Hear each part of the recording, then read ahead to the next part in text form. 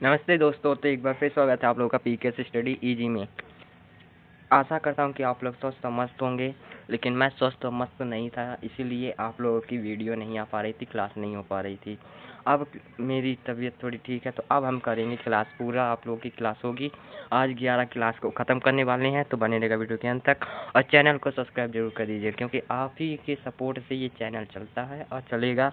आप जब तक सपोर्ट करेंगे तब तक वीडियो आती रहेंगी। चलिए स्टार्ट करते हैं, और इसका पीडीएफ आप लोगों को टेलीग्राम में मिलेगा। अपना फर्स्ट क्वेश्चन से स्टार्ट करते हैं। रिवीजन के क्वेश्चन देख सकते हैं। रिवीजन के क्वेश्चन जो है अपने, सोनल सोनल मान सिंह को किस वर्ष पद्म विभूषण मिला? तो ये 2023 में मिला था। पोटला साड़ी किस राज्य के वस्त्रधान की शोभा बढ़ाती है? तो ये गुजरात की बढ़ाती, गुजरात से संबंधित है। इब्न बतूता ने रेहला किस ग्रंथ किस भाषा में लिखा? तो ये अरबी भाषा में लिखा था। काला सागर और मरमरा सागर कौन सी उपाधि जोड़ती है? तो ये जोड़ती है बोस्पोरस जल संधि। कौन सी? बोस्पोरस जल संधि जोड़ती है। और पीएम स्वनिधि योजना कब शुरू की गई? 1 जनवरी 2020 को शुरू की गई पीएम स्वनिधि योजना। अपना फर्स्ट क्वेश्चन है, कथक के प्रतिपादक और पद्म विभूषण से सम्मानित पंडित बिरजू महाराज लखनऊ शैली के कथक के किस घराने से संबंधित है? तो पंडित बिरजू महाराज को पद्म विभूषण कब मिला? ये मिला 1986 को मिला। और ये कालका बिंदादीन घराने से संबंधित है। कथक के घराने कौन कौन से? तो लखनऊ घराना और जयपुर घराना, बनारस घराना और रायपुर, ये सभी घराने कथक से संबंधित हैं। कथक के घराने, ठीक है ना। लखनऊ घराना के संस्थापक कौन है? ईश्वरी प्रसाद। बनारस घराना के संस्थापक भानुजी महाराज हैं। और जयपुर घराने के संस्थापक जानकी प्रसाद हैं। रायगढ़ घराने के संस्थापक राजा चक्रधर सिंह जी हैं, ठीक है, राजा चक्रधर सिंह जी हैं। नेक्स्ट है क्वेश्चन, बुद्ध देव दास गुप्त किस वाद्य यंत्र बजाने के लिए प्रसिद्ध थे? तो ये सरोद बजाने के लिए प्रसिद्ध थे। किसके लिए? सरोद बजाने के लिए थे। और ये हाफिज सरोद से संबंध बात करें तो अन्य लोगों की सरोद से, तो देखो सरोद से अन्य लोग कौन थे? तो सरोद से हाफिज अली, ये जो सरोद से संबंधित है। विकास महाराज, ये भी सरोद से संबंधित है। जरीन दारूवाला और अहमद अली, ये सभी सरोद से संबंधित हैं। अब बात करें सारंगी से। सारंगी से कौन संबंधित थे? तो रमेश मित्रा और इलायस खान जो थे सरोद सारंगी से संबंधित थे।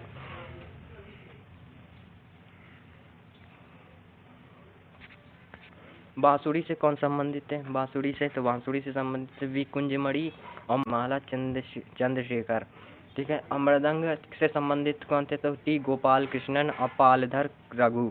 टांगटा एक मार्शल आर्ट के रूप में भारत के किस राज्य में जुड़ा है? तो मणिपुर से संबंधित है। किससे? मणिपुर से। पाइका अखाड़ा मार्शल आर्ट उड़ीसा की है। और डोनेवरस से मार्शल आर्ट कर्नाटक की है। काटी सामू मार्शल आर्ट आंध्र प्रदेश की है। और गटका मार्शल आर्ट पश्चिम बंगाल की है। लादी मार्शल आर्ट पश्चिम बंगाल और वेस्ट बंगाल की है। मुष्टि युद्ध बनारस का है। कहाँ का है? बनारस का है। और मलखम्ब मध्य प्रदेश का है। और सिलबम कहाँ का है? तमिलनाडु का। और स्काई कहाँ का? जम्मू कश्मीर का।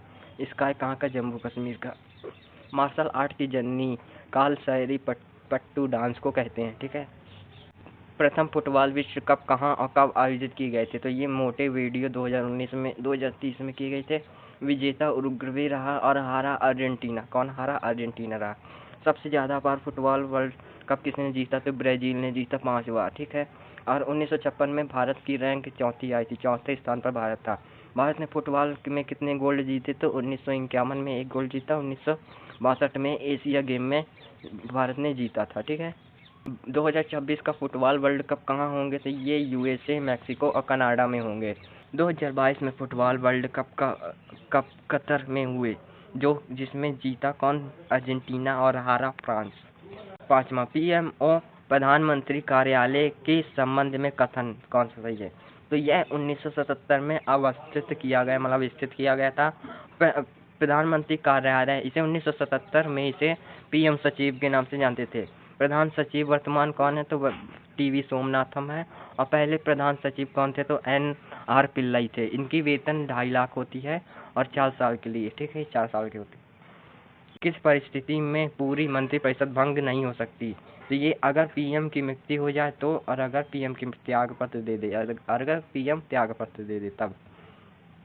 निम्न में से कौन प्रधानमंत्री बनते समय राज्यसभा का सदस्य था? तो इंदिरा गांधी जी थी राज्यसभा के सदस्य। और अगर अन्य की बात करें तो देखो एच.डी. देवेगौड़ा जो कि राज्यसभा के सदस्य थे और पीएम बने। आई.के. गुजराल जी थे, डॉक्टर मनमोहन जी थे। ठीक है। सबसे ज्यादा उम्र में पीएम बनने वाले कौन थे? तो मोनार्जी देसाई थे, जो कि 81 वर्ष की उम्र में पीएम बने थे। और अगर 8वां क्वेश्चन की बात करें तो भारत में नियंत्रक महालेखा परीक्षक का ऑडिट रिपोर्ट का परीक्षण करती है, कौन करती? तो लोक लेखा समिति करती है। और महालेखा परीक्षक का एक्ट कौन सा है? तो 148 का है। लोक लेखा समिति के अध्यक्ष कौन होते हैं? तो लोकसभा के अध्यक्ष द्वारा चुना गया विपक्षी नेता होता है लोक लेखा समिति का अध्यक्ष। इसके सदस्य 22 सदस्य होते हैं, 15 सदस्य लोकसभा के, 7 सदस्य राज्यसभा के। और इसका गठन 1981 में मॉन्टेग्यू चेम्सफोर्ड के सिफारिश पर हुई थी।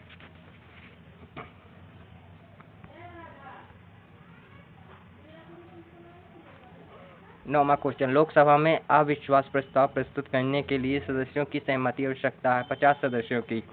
अविश्वास प्रस्ताव केवल लोकसभा में ही आएगा और विश्वास प्रस्ताव मंत्रिपरिषद द्वारा पेश किया जाएगा। युग्मों को सम्मिलित कीजिए। देखो, हिंदू उत्तराधिकार अधिनियम 1956 का है। जम्मू एवं कश्मीर पुनर्गठन अधिनियम 31 अक्टूबर 2019 का है। सती प्रथा निषेध अधिनियम 1987 का है। हिंदू विवाह अधिनियम 1955 का है।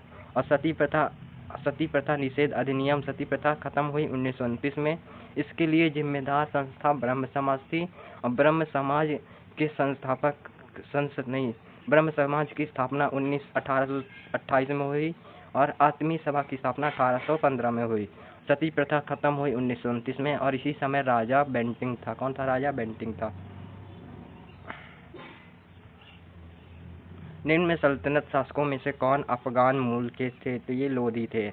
इसका शासनकाल 1451 से 1526 तक रहा। ठीक है। और बहलोल लोधी, जिसे लोधी वंश का संस्थापक कहा जाता है, बहलोल लोधी, इसका शासनकाल 1451 से 1489 तक रहा। सिकंदर लोधी का शासनकाल 1489 से 1577 तक रहा। इब्राहिम लोधी का शासनकाल 1577 से 1517 से 1526 तक रहा। युद्ध भूमि में मारे जाने वाला पहला शासक ये इब्राहिम लोधी बना था। ठीक है। और पानीपत का प्रथम युद्ध इब्राहिम लोधी और बाबर के बीच हुआ था। और पानीपत का द्वितीय युद्ध 1556 में अकबर और हेमू के बीच हुआ था। और 1761 में पानीपत का तृतीय युद्ध हुआ था, अहमद शाह अब्दुल्ली और मराठाओं के बीच हुआ था। किसके शासनकाल में गुरु नानक देव ने सिख धर्म की स्थापना की? वह कौन थे? तो वह सिकंदर लोधी थे। कौन थे? सिकंदर लोधी। गुरु नानक देव का जन्म 1469 में हुआ था। सिख धर्म में कितने गुरु हुए? तो टोटल 10 गुरु हुए। कौन कौन से गुरु थे? तो देखो, गुरु नानक देव थे, गुरु अंगद देव थे, गुरु अमरदास थे, गुरु रामदास थे, गुरु अर्जुन सिंह थे, हर गोविंद थे, हर राय थे, हर किशन थे, तेंग बहादुर थे और गुरु गोविंद सिंह थे। इनमें से पहले गुरु और 5वें गुरु और 10वें गुरु इम्पोर्टेंट है। सिख धर्म के कर्तव्य कौन कौन से हैं? तो इन्होंने 3 कर्तव्य दिए थे। ठीक है। पहला कर्तव्य गुरु का नाम जपना, दूसरा कीर्तन करना मतलब कि काम करना, और दूसरा वड़ छाकना मतलब कि दान देना। सिख धर्म में 5 दोष बताए गए हैं, काम, क्रोध, मोह, लोभ और अहंकार। इसमें तख्त 5 बताए गए हैं और इसमें ककार भी 5 बताए गए हैं। ककार कौन कौन से हैं? तो ककार है कंघा, केस, कड़ा, कपाल, कृपाल और कच्चा। ठीक है ना, कच्चा। नेक्स्ट है 13वां, निम्न घटनाओं को कालानुक्रम में व्यवस्थित कीजिए। 2.5 दिन का झोपड़ा का निर्माण कुतुबुद्दीन ऐबक ने 1154 में करवाया था, नहीं 1194 में करवाया था। कुवत उल इस्लाम मस्जिद का निर्माण 1192 में हुआ था और श्री फोर्ट का निर्माण 1303 में हुआ था। सुल्तानी गढ़ी का निर्माण 1231 में हुआ था। इसकी रचना अमीर खुसरो ने नहीं की। तो ताजुल मसीर की रचना अमीर खुसरो ने नहीं की। ये जो रचनाएं हैं ये सभी अमीर खुसरो की है। ताजुल उल मसीर की रचना अमीर खुसरो ने नहीं की। इसके लेखक थे हसन निजामी। कौन थे? हसन निजामी। इस बुक में मोहम्मद गौरी के आक्रमण एवं कुतुबुद्दीन ऐबक के शासन के बारे में बताया गया है। नेक्स्ट क्वेश्चन है फतवा ए जहांगीरी की रचना है जिया उद्दीन बरानी की। राज तरंगिणी के लेखक कल्हड़ है। इस राज तरंगिणी में कश्मीर के इतिहास को बताया गया है। नुक्स ए दिल कुशा की रचना कौन है? तो भीम सिंह। और चंद्रयान के रचनाकार कौन है? तो मुल्ला दाऊद। और मजम उल बहरीन के रचनाकार दारा सिकोहा है। मदद ए अनवर के रचना गिजारी है। कौन है गिजारी? अगर हम बात करें क्वेश्चन नंबर 16 की, तो जिया उद्दीन बरानी के लेखक तारिक उल फिरोज शाह है। हसन निजामी के लेखक जो है तबकात नासरी। हसन निजामी की बुक जो है तबकात नासरी है। मिनहाज उल सिराज ने ताजुल मसीरी लिखी थी। याहिया बिन अहमद जो है तारीख ए मुबारक शाही के लेखक हैं। नेक्स्ट, कौन सी जलधारा ठंडी नहीं है? तो ब्राजील जलधारा जो कि ठंडी नहीं है, ये गर्म जलधारा है। कौन सी जलधारा है? गर्म जलधारा है। एंगुला धारा और पेरू धारा, ये सभी जो धाराएं हैं, ये सभी धाराएं जो है ठंडी धाराएं हैं। कौन सी है? ठंडी धाराएं हैं। और ठंडी धाराओं के लिए ट्रिक बनी थी, ये ट्रिक है, आप लोग इसको पढ़ लीजिएगा, ठीक है, ये ट्रिक है। अब चलते हैं आगे नेक्स्ट क्वेश्चन की ओर। कौन सी गर्म सागरीय धारा है? तो पूर्वी ऑस्ट्रेलियाई धारा जो कि गर्म सागरीय धारा है। पश्चिमी ऑस्ट्रेलियाई धारा ये ठंडी जलधारा है। गर्म जलधाराओं के उदाहरण जैसे कि देखो, क्यूरोसिया प्रशांत महासागर की गर्म जलधारा है। सुसीमा जो कि प्रशांत महासागर की गर्म जलधारा है। और गल्फ स्ट्रीम जो कि अंटार्कटिका महासागर की गर्म जलधारा, और ये सभी भी हैं, ये सभी आप देख लीजिएगा। नेक्स्ट है, विश्व में प्रवाल का सबसे बड़ा आवास ग्रेट बैरियर रीफ स्थित है। क्वींसलैंड तट के पूर्व में है। प्रवाल जो है कैल्शियम कार्बोनेट के बना होता है। इसके अन्य नाम प्रवाल भिट्टी, मूंगा चट्टान होती है। नेक्स्ट क्वेश्चन है, सार गैस समुद्र की विशिष्टता है। तो सार गैस विशिष्ट समुद्री वनस्पति है। जिस पाकिस्तान का रचना दोआब किन नदियों के बीच में स्थित है? तो चिनाब और रावी नदी के बीच में। इसका नामकरण किसने किया था? तो टोडरमल ने किया था। किसने किया था? टोडरमल ने। झेलम और चिनाब के बीच चाज दोआब है। रावी और सतलज के बीच विष्ट दोआब है। और रावी और ब्यास के बीच बारी दोआब है। कौन सा दोआब है? बारी दोआब है। संयुक्त राष्ट्र की महासभा ने वर्ष 2023 को किसको अंतर्राष्ट्रीय वर्ष के रूप में घोषित किया? तो मोटे अनाज वाली फसलों को। और संयुक्त राष्ट्र यानी UN, इसकी स्थापना 24 अक्टूबर 1945 को हुई। इसका हेडक्वार्टर कहाँ है? न्यूयॉर्क में, ठीक है। मोटे अनाज वाली फसलों को। मोटे अनाज वाली फसल कौन सी है? तो बाजरा हो गया, ज्वार आ गया, और जौ। और मोटे अनाज की फसलों का राजा ज्वार को कहा जाता है। किसे कहते हैं? ज्वार को किंग कहते हैं इसे। कौन सा मनरेगा से लाभ प्राप्त करने हेतु अर्ह है? तो कौन है? तो ये है गरीबी रेखा के नीचे के परिवारों के वयस्क सदस्य। मनरेगा को पहले हम नरेगा कहते थे। क्या कहते? नरेगा। और इसके लिए जो एक्ट था 2005 में आया था। और जो ये आया 2 फरवरी 2006 को ये आया था। और 200 जिलों में इसको बताया गया था, 200 जिलों में। लेकिन इसको पूरे भारत में कब बताया गया? तो 1 अप्रैल 2008 को। फिर इसका नाम चेंज किया गया मनरेगा, नरेगा से मनरेगा। मनरेगा मतलब Mahatma Gandhi rural employment guarantee act. ये 2 अक्टूबर 2009 को आया था। इसमें 100 दिन की रोजगार की गारंटी दी जाती है, ठीक है। इसमें मंत्रालय कौन था? तो ग्रामीण विकास मंत्रालय इसके अंतर्गत है, मतलब इसको संचालित करता है। सबसे अधिक वेतन कहाँ मिलता है इसके लिए? तो हरियाणा में सबसे अधिक वेतन मिलता है। सबसे कम वेतन MP और छत्तीसगढ़ में मिलता है, MP और छत्तीसगढ़ में, ठीक है। नेक्स्ट, GTA का संक्षिप्त रूप है जनरल ट्रेड एग्रीमेंट, ठीक है। GVA का फुल फॉर्म होता है gross value added. TVC total valuable cost होता है। NVA नेट वैल्यू एडेड होता है। RTS का रिटर्न ऑफ स्केल होता है। BOP का बैलेंस ऑफ पेमेंट होता है। WPI होलसेल प्राइस इंडेक्स होता है। और IMPS इमीडिएट पेमेंट सर्विस होता है। और RTGS का रियल टाइम ग्रॉस सेटलमेंट होता है। NEFT national electric fund transfer होता है, नेशनल इलेक्ट्रिक फंड ट्रांसफ़र, ये आप सब देख सकते हैं। और सिविल यानी कि CIBIL का पूर्ण नाम क्या है? तो credit information bureau India limited इसका फुल नेम है। और क्रिसिल, क्रिसिल का CRISIL, क्रिसिल, इसका full form credit rating information service of India limited है। ये सबसे पुरानी रेटिंग एजेंसी है। इसकी स्थापना 1987 को हुई थी और ये रेटिंग करती है किसकी? कंपनियों की और म्यूचुअल फंड्स की रेटिंग करती है। ठीक है।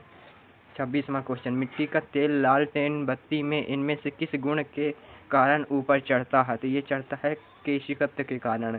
द्रवों में घर्षण को क्या कहते हैं? तो श्रयानता कहते हैं। श्रयानता तेल और शहद में होती है। किसमें? तेल और शहद में होती है। सतह पर तेल की बूंद गोल क्यों होती है? तो ये श्रयानता के कारण होती है। सतह पर वर्षा की बूंद गोल क्यों होती है? तो ये पृष्ठ तनाव के कारण होती है। नेक्स्ट क्वेश्चन है, यदि उत्प्लावक बल वस्तु के भार से कम हो तो वस्तु डूब जाती है। ये सही है। यदि उत्प्लावक बल वस्तु के भार से अधिक हो तो वस्तु तैरती है। ये भी सही है। यदि उत्प्लावक बल के भार से कम हो तो वस्तु तैरती है। ये गलत है। वस्तु इसमें डूब जाएगी। ठीक है, वस्तु इसमें जो है डूब जाएगी। तीसरा वाला गलत है। यदि उत्प्लावक बल वस्तु के भार के बराबर हो तो वस्तु तरल के अंदर तैरती है। ये भी सही है। नेक्स्ट क्वेश्चन है, निम्न में से कौन सा आयनिक यौगिक नहीं है? तो CO3 जो कि आयनिक यौगिक नहीं है। आयनिक यौगिक में से विद्युत चालकता के संबंध में इनमें से कौन सा कथन सही है? आयनिक यौगिक गलित अवस्था में विद्युत धारा का चालन करते हैं किंतु ठोस अवस्था में चालन नहीं करते। ठीक है, विद्युत का चालन नहीं करते। लिथियम नाइट्रस का सूत्र Li3n। व्यंजक चूर्ण का सूत्र CaCl2 होता है। जिप्सम का सूत्र CaSO4 2H2O होता है। पीओपी का CaSO4H2O नहीं 1/2H2O होता है। और बाकी ये सब आप देख सकते हैं। फेरस सल्फेट का हो गया, फेरिक सल्फेट का, और कशिश के तेल का, ये सब हो गया। ठीक है। नीला थोथा CHSO4 5H2O, ये सभी होते हैं। ठीक है, चलते हैं नेक्स्ट। कौन सा नेक्स्ट क्वेश्चन 32, कौन सा जीव मोलस्का परिवार से संबंधित है? तो घोंघा जो है मोलस्का परिवार से संबंधित है। और इसमें मोलस्का परिवार का कवच जो होता है CaCO3 का बना होता है।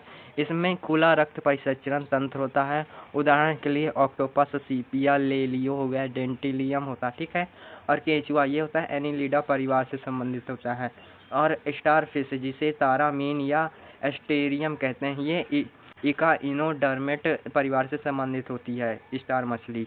ठीक है। और ये अंतःकंकाल, इसमें अंतःकंकाल कैल्शियम का बना होता है। उदाहरण के लिए अर्चिन, समुद्र खीरा और भंगुर तारा, ये सभी होते हैं इसमें। ठीक है। और अगर करें वास्तविक मछली नहीं है, कौन सी वास्तविक मछली नहीं है? तो जेली फिश वास्तविक मछली नहीं है। सिल्वर फिश हो गया, डेवी फिश हो गया, स्टार फिश, क्रे फिश, हैगी फिश और रेजर फिश, ये सभी वास्तविक मछली नहीं है। कौन सा जीव कोसेरुक नहीं है? तो ये केचुआ जो कोसेरुक नहीं है। कोसेरुक जीव जिनमें रीढ़ की हड्डी पाई जाती है और आंतरिक कंकाल पाया जाता है, लेकिन केचुआ में ये कुछ नहीं पाया जाता है। केचुए में बाह्य कंकाल पाया जाता है। इसे किसान का मित्र या धरती की आंत भी कहते हैं। एनिलिडा ग्रुप में ये जाएगा। केचुआ जो है एनिलिडा ग्रुप में जाएगा। और अन्य एनिलिडा ग्रुप में और कौन कौन से जाएंगे? तो मॉरिस जो है एनिलिडा में जाएगा, जोग एनिलिडा में जाएगी, हीरोडीन जो है एनिलिडा ग्रुप में जाएगी, समुद्री चूहा भी एनिलिडा में ही जाएगा। ठीक है। कौन सा उभयचर नहीं है? तो हाइला जो है उभयचर नहीं है। ये वृक्ष मेढक होता है। उभयचर कौन से होते हैं? तो देखो, मत्स्य और सरीसृप के बीच की कड़ी जो है उभयचर कहलाती है। और उभयचर में मेढक, पोटियस और सेला मेढक कहलाते हैं। ठीक है। मछली और उभयचर के बीच की कड़ी को लंग फिश कहते हैं। खालूबार युद्ध स्मारक संग्रह भारत के किस क्षेत्र में स्थित है? तो ये लद्दाख में स्थित है। राष्ट्रीय युद्ध स्मारक 25 फरवरी 2019 को खुला था। ये इंडिया गेट में है। और इसका आर्किटेक्ट कौन है? तो योगेश हसन है। 37 क्वेश्चन। नेक्स्ट क्वेश्चन है, हाल ही में भारत ने किन देशों के साथ बायोफार्म एस्यूटिकल गठबंधन किया? तो ये अमेरिका, जापान और दक्षिण कोरिया के साथ किया। और इसी में यूरोप संघ भी शामिल है, यूरोपीय संघ। इसकी बैठक बायो इंटरनेशनल कन्वेंशन कहा जाता है, 2024 को हुई। आयोजन कैलिफोर्निया में हुआ। ये जैव प्रौद्योगिकी का सबसे बड़ा आयोजन माना जाता है। ठीक है। हाल ही में किस मंत्रालय ने स्वच्छ भारत मिशन शहरी 2.0 के तहत सफाई अपनाओ बीमारी भगाओ पहल की शुरुआत की है? तो ये आवास और शहरी मामलों का मंत्रालय ने की है। मेरा गाँव और मेरी धरोहर की किस मंत्रालय ने की है? संस्कृति मंत्रालय ने। पीएम जनमन अभियान जो कि भारत सरकार ने इसकी शुरुआत की है। हेल्प पहल पशुपालन और डेयरी विभाग ने इसकी शुरुआत की है। हाल ही में इसरो ने किस वर्ष अपना पहला मुक्त अंतरिक्ष हासिल करने का निर्णय लिया? तो 2023 में। अन्य टारगेट भी लिए जैसे कि 30 इलेक्ट्रिक व्हीकल, 500 गीगावाट अक्षय ऊर्जा और 280 गीगावाट सौर ऊर्जा का, और HIV मलेरिया उन्मूलन, ये सभी जो है टारगेट 2030 के हैं। क्वेश्चन 40, गणगौर उत्सव 2024 का आयोजन गुजरात में किया गया। ये गणगौर जो है मनाया जाता है चैत्र में, नवरात्र को मनाया जाता है। ये राजस्थान, MP और वेस्ट बंगाल और गुजरात में मनाया जाता है, ठीक है ना। तो ये इसका ये जो होगा ये वाला गलत होगा, ये वाला कथन गलत होगा, ठीक है, पहला कथन गलत। दूसरा, परिवर्तन चिंतन का संबंध रक्षा मंत्रालय से है, तो ये भी सही है। और TSAT-AI भारत का पहला निजी क्षेत्र द्वारा निर्मित पृथ्वी अवलोकन उपग्रह है, ये भी सही है। होमवर्क का क्वेश्चन कौन था? तो भारत का पहला आयुर्वेदिक क्रैप्सोमा कहाँ खोला जाएगा? तो ये दिल्ली में खोला जाएगा। तो फ्रेंड्स, इस वीडियो में इतना ही, मिलते हैं नेक्स्ट वीडियो में। चैनल को सब्सक्राइब, वीडियो को लाइक जरूर कर दीजिए। PDF टेलीग्राम में मिलेगी।